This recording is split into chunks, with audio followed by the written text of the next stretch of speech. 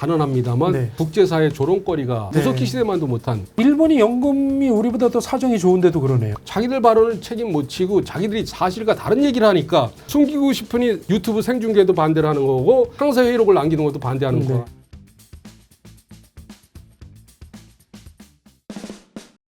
예, 국민연금 개혁안이 통과는 됐는데 이제 앞으로 더욱 중요한 거는 연금의 구조개혁을 어떻게 해나가느냐, 이게 관건일 것 같은데 어떻게 진행이 돼야 된다고 보십니까? 이제 국회 연금특위가 이제 구성이 됐습니다. 네. 그래서 여당 쪽에서는 굉장히 젊은층 의원분들을 전진 배치했는데 네. 야당 측에서는 그 보건복지 소속의 기존 의원님들을 그냥 배치시킨 것 같아요. 네. 그러다 보니까 여기서 의지가 나타나는 것 같아요. 여당, 야당은. 네. 여당은 구조개혁을 중점적으로 추진하겠다. 그렇죠. 반면에 야당은 그냥 이번에 모수 이거 한 걸 지키면서 그냥 네. 그냥 가겠다 이런 식의 의도가 드러나는 것 같습니다. 그런가요? 의원들 네. 배치 성향을 네, 보면 네. 왜냐하면 구조개혁이라는 건 뭐냐면 이게 보건복지 상임위가 아닌 기재위나 환노위나 뭐 네. 당자 금융 다양한 어떤 상임위가 같이 논의돼야 되는데 네. 야당은 주로 보건복지 소속 그 의원분들 특히 위원으로 배치하다 보니 네. 그런 게 느껴지는 것 같습니다. 그래서 이제 구조개혁 관련해서는 뭐 굉장히 구조개혁도 범주가 굉장히 넓은데 네. 일단 여당 쪽에서 정부 여당 쪽에서는 강하게 이제 끝까지 버텼던 게 모수 조정으로는 재정 안정 달성이 어려우니까 그렇죠. 자동 조정 장치를 도입해야 된다. 네, 이걸 네, 네. 많이 얘기했었는데 네, 네. 야당 쪽에서는 그건 구조개혁에서 논의하자 그랬습니다. 근데 이미 그게 이율배반으로 나타나는 게 뭐냐면 네. 구조개혁할 인적 구성을 야당에서는 구성을 하지 않았어요. 그렇군요. 그러다 보니까 일부 언론에서는 이미 네. 뭐 이거 구조개혁 물 건너간 거 아니냐 네. 그런 비관론이 비등하고 있고 그렇군요. 네. 여권의 젊은층 30대 네. 국회의원분들이 이런 문제 제기를 많이 합니다. 네. 그럼에도 불구하고 저는 오늘 강조하고 싶은 게 네. 우리 연금제도가 얼마나 문제가 많은지 우리 사회가 공유하면서 정치권에서는 소극적일지라도 우리 사회가 여론을 환기시켜서 제대로 구조개혁을 안 하면 우리는 앞날이 없다. 그렇군요. 이런 여론을 많이 좀 올려주면 네. 마지못해서 정치권에서도 어느 정도 구조개혁하는 쪽으로 좀 오지 않을까 네. 이런 생각이 들고요. 네. 그런 측면에서 제일 중요한 게 어쨌든 자동 조정 장치입니다. 자동 정정철. 자동 조정 장치는 지금 OECD 회원국 중에서 70%뭐 요새 조그만 나라들이 그렇다면서요? 많이 가입하다 보니까 네. 64%로 떨어졌다 그러는데 그건 의미가 없고 네. 우리가 뭐 조그만 나라 인구 500만 명 나라하고 비교할 건 아니잖아요. 네. 우리가 뭐 5천만 명 넘으니 주요 국가들하고 비교하면 그들 나라는 상당수가 거의 대부분 도입을 했습니다. 그러니까 자동 조정 장치라는 게 예를 들어서 경제 성장률이든 물가 상승률이든 아니면 연금을 내는 인원들 이런 거를 감안을 해서 자동적으로 연금 지급액을 조정하도록 하는 장치인 거죠. 예, 자동 네. 조정 장치가 이제 국가별로 뭐 OECD 회원국 중에 70%가 도입했다 그러는데 네. 나라마다 그 정도 강도가 다른데 그렇군요. 기본적으로 우리 연금제도가 독일 연금제도가 일본을 통해서 들어왔는데 네. 이제 두 나라들 예를 들면 그러니까 독일 같은 경우는 Sustainability Factor라 그래서 네. 지속 가능성 계수라는 걸 적용하고 있어요. 네. 연금제도에 가장 큰 영향을 미치는 게 그 뭐죠? 출생률, 그렇죠. 평균 수명, 경제 성장률 이 세 가지 아닙니까? 그렇죠. 네. 요 세 가지 요인을 매년 독일 연금제도에 대입을 해봅니다. 그래서 이게 지속 불가능하다고 판명이 되면 네. 수급자까지 포함해서 자동으로 깎아버립니다. 그래서 연금을 깎는 거죠. 네네. 네. 그다음에 받을 예정액을 깎는 거고. 늘어날 수도 있습니까? 연금이? 거의 뭐 지금 이런 어떤 연금제도를 운영하는 여건이 평균 수명이 줄어들지는 않지 않습니까? 그러니까 그렇죠. 네. 늘어난다고 보기는 좀 어려운 것 같고 네. 독일이 그렇게 하고 일본은 지금 18.3을 부담하면서 네. 보험료는 네. 소득 대체율이 32.4입니다. 18.3%. 네. 우리가 지금 13%를 올리는데 18.3%. 8년 뒤에 가서도 5.3%포인트를 더 네. 부담하는 거예요. 그렇군요. 그런데 소득 대체는 32.4로 네. 우리보다 10.6%포인트 그러네요. 적게 줘요. 네. 그러니까 여기는 100년 뒤에 연금 줄 돈이 있거든요. 일본이 연금이 우리보다 더 사정이 좋은데도 그러네요. 네. 그러니까 100년 뒤에 가서도 1년치 줄 돈을 갖고 있는 거예요. 네. 이게 진정한 의미의 지급 보장이라는 그렇군요. 거죠. 네, 법조항 네, 하나가 아니라. 네. 근데 일본은 어떻게 하냐면 그러니까 네. 이게 소위 말하는 전문 용어로 수지 균형을 맞춰놨다는 겁니다. 네, 네. 내는 돈하고 받는 돈을 맞춰놓고서 그 뒤로는 이게 맞춰놨으니 예상치 못한 어떤 평균 수명이나 네. 출생률이나 경제 여건 변화 차이를 파인 튜닝을 하는 거니까 네. 미세 네. 조정을 하는 거죠. 그렇군요. 그게 일본식 매크로 슬라이드 네. 개념입니다. 네, 네. 근데 우리는 정부에서 지난 9월 달에 자동 조정 장치 개념을 제안을 했어요. 근데 일본식 개념을 제한했다는 데 큰 문제점이 있습니다. 네. 저는 1999년부터 한국에서 처음으로 1999년에 처음으로 세대니 자동조정장치를 도입했는데 그해 10월, 11월에 제가 논문을 써서 우리도 자동조정장치를 도입해야 된다고 한 제가 최초의 네. 자동조정장치 주창자인데 그러시군요. 전 그런 식의 제도가 도입될 줄 알았는데 우리는 일본식 제도를 도입한 건데 이건 네. 무슨 거냐면 네. 받는 돈하고 내는 돈의 균형을 맞춰놨어요. 그런 뒤에 미세 조정을 하는데 네. 그것도 그 시점이 언제부터냐면 제일 빠른 게 2036년, 제일 늦은 건 2055년입니다. 네.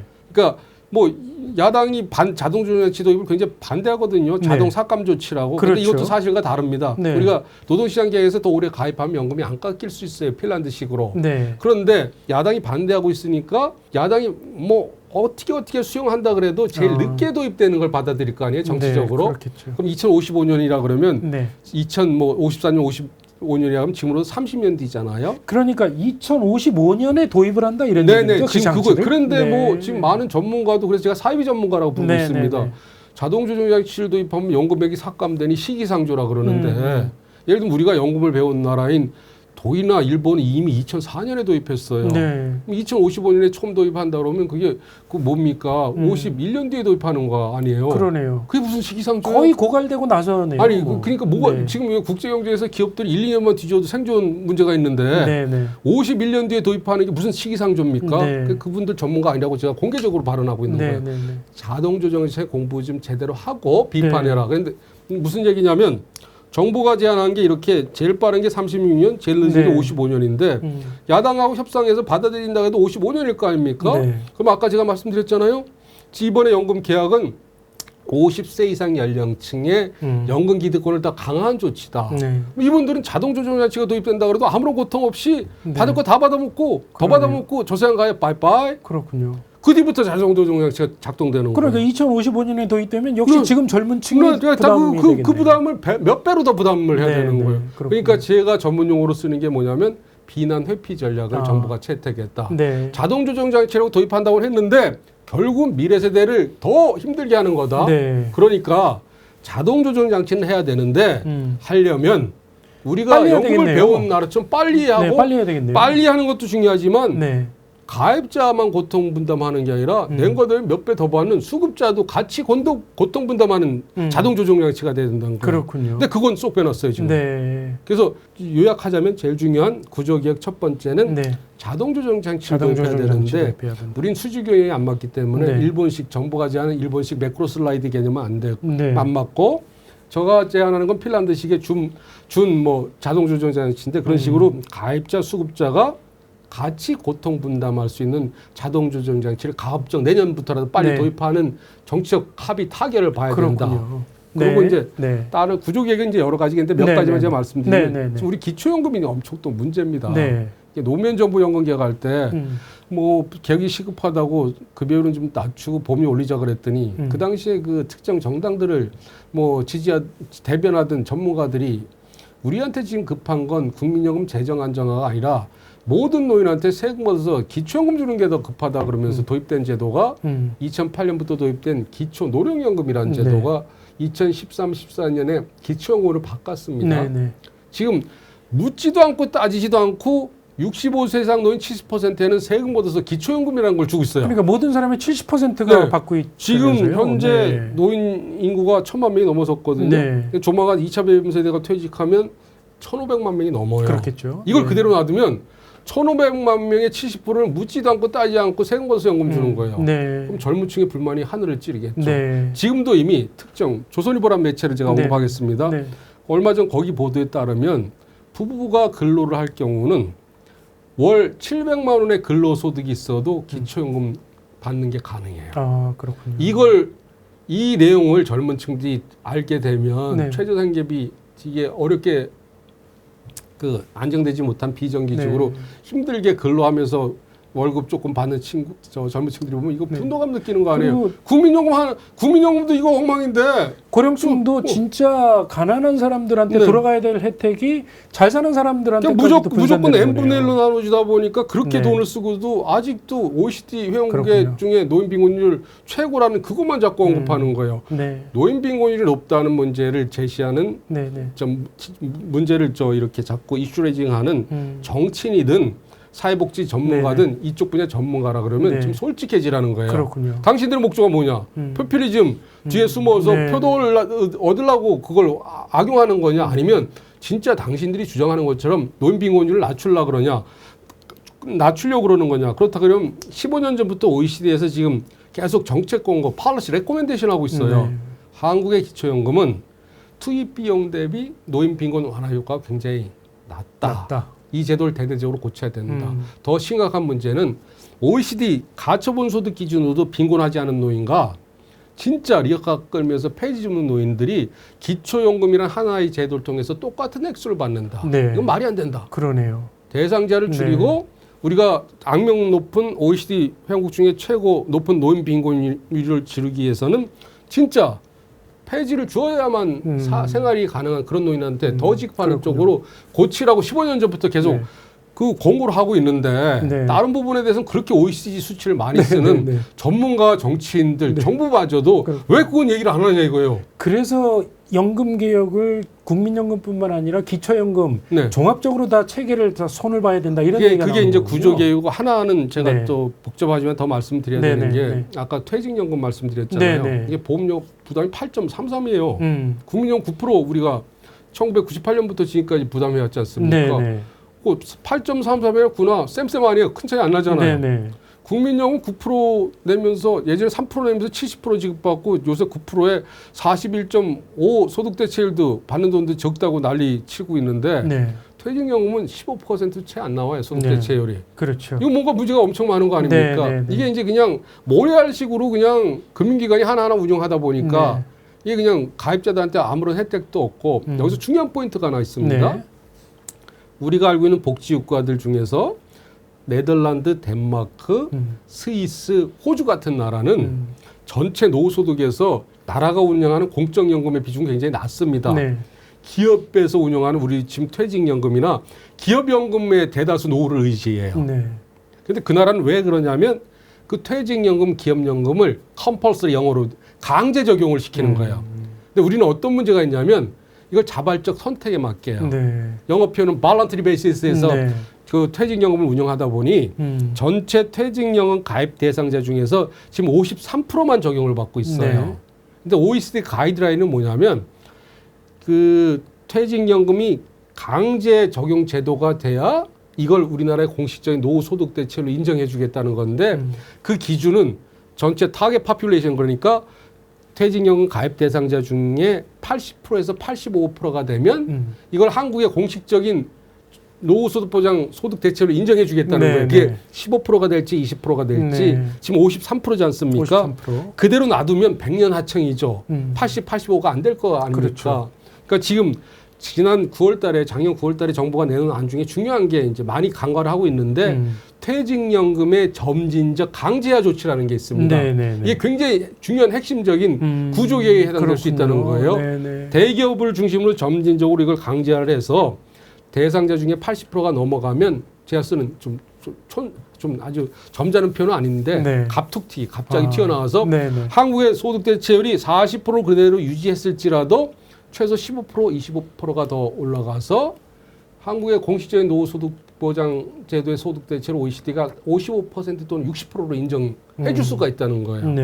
그러니까 이게 좌대 빠져 있어요. 중요한 건 뭐냐면 우리가 그 노후소득 양극화가 심각. 근로기간 동안에도 좋은 직장 다니는 사람들이 월급 많이 받잖아요. 네. 이 사람들이 국민연금 오래 가입해서 많이 받잖아요. 그렇죠. 그런데 퇴직연금도 마찬가지예요. 그렇겠네요. 대기업에 다니는 사람은 퇴직연금 혜택을 다 받는데 최소한 소득 대체율 15% 이상을 받는데 이게 OECD가 인정 안 해준다고 그래서 이 사람들은 이중 혜택에서 퇴직연금 싹 빠져버리고서 네. 우리 먹고 살 거 없다. 국민연금 더 올려주자 그러면서 이번 계약안의 최대 수혜자는 네. 그냥 뭐 우리 사회에서 취할 수 있는 모든 혜택은 다 갖고 가는 거예요. 미래세대 부담을 이렇게 떠넘깁니다. 네. 그러니까 기업도 할 말이 있죠. 우린 퇴직연금 8.33%였는데 이걸 감안해서 다른 나라하고 비교해야 될 거 아니냐. 왜냐하면 퇴직연금이 발달한 나라는 상대로 공적연금이 또 낮습니다. 우린 두 개 다 늘리자고 그러니까. 그리고 늘리자는 게 아니라 퇴직연금은 아예 이건 개인 돈이라 노후소득으로는 인정할 수 없다고 또 노조나 또 사회복지학자들은 그러고 있어요. 그러니까 그렇군요. 저는 그게 말이 되냐고 비판하고 있습니다. 그러니까 앞으로 이제 연금의 구조개혁은 자동안전장치 도입이 필요하고 최우선. 그다음에 국민연금과 함께 기초연금, 퇴직연금도 종합적으로 손을 봐야 된다. 이런 게 또 필요할 것 같고 또 하나는 무엇보다도 하여튼 국민연금의 지속 가능성을 높이는 게 또 중요한 문제 아니겠습니까? 네, 우리가 지금 소득대체 41.5라 그러지만 43% 올라가도 OECD 기준은 그 소득대체 35% 이상이 안 나옵니다. 그건 뭐냐면 우리 국민연금은 소득 재분배 기능이 있어서 그래요. 근데 저 OECD 영국 중에서 우리처럼 소득 재분배 기능이 들어가 있는 나라는 미국하고 우리밖에 없습니다. 제가 알기로는. 다 100% 소득비례연금이에요. 그래서 우리가 소득비례연금으로 바꿔주고 그다음에 왜 이게 우리가 OECD 기준으로 소득대체율이 낮게 나오냐면 이게 어렵더라도 이건 제가 전달을 꼭 해야 될 것 같습니다. OECD는 소득비례연금으로 가면서 근로자 평균임금 기준으로 소득대체율을 산정합니다. 월급 대비 연금액 비율이 소득대체율이거든요. 근데 우린 소득재분배 기능이 있는 데다가 주요 국가들 중에서 자영자 비중이 굉장히 높은 나라예요. 자영자들이 보통 소득 하향 신고도 있지만 소득이 낮지 않습니까? 그러다 보니까 그걸 A 밸류, A 값이라 그러는데 국민연금 가입자 평균 소득이 굉장히 낮게 나와요. 도시근로자의 평균 임금에 비해서. 그러니까 OECD는 도시근로자 평균임금을 갖고 우리나라 국민연금 소득대체율을 산정하다 보니 정부에서 얘기하는 급여 상식에 따르면 41.5%지만 근로자 평균임금하고 따지면 그게 지금 1%대로 떨어지고 있다는 거예요. 그런데 이걸 갖다가 많은 이해관계자들이나 노조나 이런 데서는 사회복지하는 사람들은 우리 소득대체율이 낮다 그러는데 그 소득대체율이 낮은 게 아니라 우리가 제도를 어떻게 운용하느냐의 문제지 않습니까? 이 문제를 풀기 위해서는 소득비례연금으로 바꿔줘야 된다는 거예요. 그렇군요. 100%. 그러면 자동적으로 기초연금에 대한 논란도 해결이 돼요. 소득비례연금으로 바꾸면 소득재분배 기능이 없어지니까 중간이야 저소득계층들은 연금액이 줄어들 거 아닙니까? 그분들한테 타겟팅해서 기초연금을 더 드려야겠죠. 줄 수 있겠죠. 세금으로 들어가는 제도는. 그리고 여기서 중요한 게 소득비례연금으로 바꿔주면서 지금 국민연금에서 인정해주는 소득은 월급이 1,000만 원이라 그래도 지난 5년 동안 굉장히 많이 올려왔습니다만 지금도 620만 원이 채 안 돼요. 근데 공무원은 그렇게 박봉이라는 분들이 10년, 20년 전부터 연금에서 인정해주는 소득이 850만 원이 넘어요. 그렇군요. 이거 세상 불공평한 거 아닙니까? 그래서 지금 뭐냐면 국민연금을 100% 소득비례연금으로 바꿔주고 국민연금에서 인정해주는 소득을 올려주면 중간 이상 고소득층들은 굉장히 연금액이 획기적으로 늘어난다는 거예요. 또 하나가 중요한 게 뭐냐면 우리가 2033년이 되면 연금 수급 연령이 65세로 늘어납니다. 근데 지금 기업주가 반 부담해 주는 걸 의무 납입 연령이라 그러거든요. 그게 59세로 묶여 있고 그게 70년 뒤인 2093년에도 59세에 묶여 있다고 가정하면서 우리 국민연금 소득대체율이 낮다고 주장을 하고 있어요. 근데 아니 제가 재정 안정을 굉장히 강조하는 사람이지만 나라가 연금제도를 도입했다 그러면 퇴직하고 나서는 연금 받을 수 있게 해줘야 될 거 아니에요. 그러니까 영어로 표현하면 리타이먼 에이지하고 펜셔너블 에이지를 맞춰줘야 돼요. OECD 국가는 다 그렇게 해요. 우리는 이게 사용자가 싫어한다고 정부도 손 놓고 있었거든요. 더 이게 이런 게 나타난 건 죄송합니다만 저 오늘 좀 편가르기가 될 수도 있는데 공무원이나 교수들은 자기들은 퇴직 시 연금을 받으니까 그동안의 국민의 고통을 외면한 거예요. 그게 이런 부정적인 효과로 오다 보니까 그래서 아까 제가 말씀드리는 퇴직 후 재고용으로 5년을 더 하게 되면 5년을 더 일하게 되면 채울 수 있죠. 공백도 채우고 그만큼 5%포인트 연금액 이상이 더 늘어나요. 그렇겠죠. 퍼센티지는 10몇 %가 늘어나거든요. 그렇게 가는 게 제대로 된 구조개혁이다. 그렇군요. 근데 이 연금 구조개혁이 참 어려운 게 이 구조개혁을 하다 보면 이익을 보는 사람이 있고 손해를 보는 사람이 있으니 그게 합의가 안 되는 게 큰 문제 아니겠습니까? 그러기 위해서 제가 항상 말씀드리는 게 이번에도 이제 제가 이게 개혁인지 계약인지를 밝히는 건 그 미적립 부채 있잖아요. 지급하기로 약속한 액수 대비 부족한 액수가 제도 개편 전후에 어떻게 되느냐. 그다음에 누적적자라는 개념이 있어요. 누적적자는 지금 64년으로 늘려놨다 그랬지 않습니까? 그 이후부터 그 우리가 70년 재정 평가 기간 동안 매년 적자 발생하는 걸 합한 거거든요. 그렇죠. 네. 그 적자를 합한 게 누적 적자 개념입니다. 근데 이 부분이 굉장히 복잡한데 이게 그러니까 전문가들 양심적인 전문가 위주로 연금 개혁 논의를 해야 되는 건 뭐냐면 한 군데만 이렇게 살짝 감추고 그 국민들한테 기망을 해도 네. 나중에는 각도가 이만큼 그러니까 확 벌어지면서 달라지겠네요. 거짓말이 되는 거예요. 그렇겠네요. 그러니까 하나만 어렵더라도 제가 추가를 하겠습니다. 네. 네. 우리가 지금 말도 안 되는 이 그 개혁을 하라 그랬더니 오히려 젊은 층들한테 부담을 더 주는 소득 대체를 올리는 이 조치는 네. 제가 단언합니다만 네. 국제사회 조롱거리가 될 것이고 네. 국제사회에서 회자가 될 것 같아요. 네. 네. 삼성전자 같은 글로벌 기업들을 갖고 있는 네. 나라에서 어떻게 이렇게 어처구니 없는 네. 구석기 시대만도 못한 네. 연금 계약을 했느냐 네. 이런 얘기들이 나올 거라는 거죠. 근데 뭐냐면 70년 뒤에도 우리 국민연금 평균 가입 기간은 27년밖에 안 될 거라는 가정을 써서 그래요. 네. 우리 사회자님 이게 가능하다고 생각하세요? 더 길어지겠죠. 2093년에 평균 수명을 우리가 90세, 91세로 잡아놨어요. 그렇죠. 네. 국민연금 우리가 알고 있는 지금 논란에 되는 기본 가정은 2093년에 가서도 우리나라 국민연금의 평균 가입 기간 27년에 불과하다는 가정을 썼다는 거예요. 그렇군요. 그 배경은 의무납입형 일단 59세로 묶어놨기 때문에 그렇습니다. 네. 네. 그러니까 이게 언젠가는 이미 독일이나 이 미국은 67세, 8세까지 늘려놨어요. 그렇죠. 우리가 10년, 20년 뒤에는 그쪽 가야 될 거 아니에요. 정년 연장을 시키면 네네. 연금 납입도 길어질 거고. 그러면 평균 가입 기간이 늘어날 거 아닙니까? 네. 네, 근데 그게 저기 70년도에도 27년에 그렇군요. 묶여 있다 그러면서 소득 대체 올려야 된다는 주장이 나온다는 거예요. 그렇군요. 이게 얼마나 어처구니 없습니까? 네, 네. 제가 오늘 숫자를 많이 쓰고 있지만 네, 네. 이 숫자를 쓸 수밖에 없는 네, 이유는 그러네요. 중요한 숫자네요. 바로 이런 겁니다. 그래서 네. 제가 이걸 어떤 식으로 국회의원이나 뭐 이런 정치권이나 전문가들한테 비판을 하냐면 이런 비유를 듭니다. 우리가 5차 재정계산 2024년 재정계산에서 2093년에 우리나라 국민들의 평균 수명을 90세 또는 91세로 네. 가정을 했다고 그랬지 않습니까? 그러면 국민연금에 평균적으로 27년을 가입했다는 건 공식적으로 대한민국이란 정부가 나라가 국민들의 평균적인 경제활동 기간을 27년으로 인정을 해줬다는 거예요. 네, 네. 그러면 우리 사회자님 들어보세요. 네. 평균 수명이 90세인데 27년만 경제활동을 했다 그러면 63년은 누구한테 얹혀 사는 거예요. 그렇죠. 네. 그 사회가 지속이 가능합니까? 그렇죠. 아 이건 연금 문제가 아니에요. 네, 네. 나라가 망할 거 아니에요. 네. 그냥 한꺼풀만 뒤집어 보면 말도 안 되는 소리를 갖다가 모든 언론, 정치인, 소위 자칭 전문가, 폴리패서들, 시민운동가들이 국민과 언론을 기망하고 있는 거예요. 그렇군요. 네. 다 예를 들면 EU 회원국들, OECD 회원국들, 우리가 연금제도를 배운 그 독일은 이미 남성 근로자의 평균 가입 기간이 40년 가까이 됩니다. 우리는 우리보다 10년 이상 기네요. 13년 더 늘어요. 네. 70년대에 우리보다도 13년이 긴 그러네요. 거예요. 네. 70년 뒤에. 네, 네. 그럼 대한민국이 살아남겠습니까? 그렇죠. 네, 네. 뭐 엄청나게 고통스러운 노동시장 개혁을 하든 뭘 하든 해서 그렇게 일할 수 있게 해야 될 거 아니에요. 그렇군요. 25만 명도 안 태어난 친구들한테 다 덤터기 씌울 겁니까? 오늘 말씀 들어보니까 정말 우리가 앞으로 이 연금의 구조 개혁을 얼마나 종합적이고 중립적이고 이렇게 진행을 해야 되는지 제가 항상 얘기하는 게 모든 회의는 유튜브로 생중계하고 네. 회의록은 다 공개하고 회의록은 상세 회의록 즉시하고 네, 네. 짬짬이 하지 말고 네, 그래야 되겠네요. 그러면 제 이런 말들이 그냥 국민들이나 양식 있는 어떤 우리 사회 뭐 그런 평가리에서 죄송합니다만 네, 네. 이건 뭐야 그러고 뭐 분노감에 들끓처럼 일어날 거 아니에요. 네. 그럼 여의도 정치권 제대로 해. 네. 그러면 할 수 있다는 네. 거예요.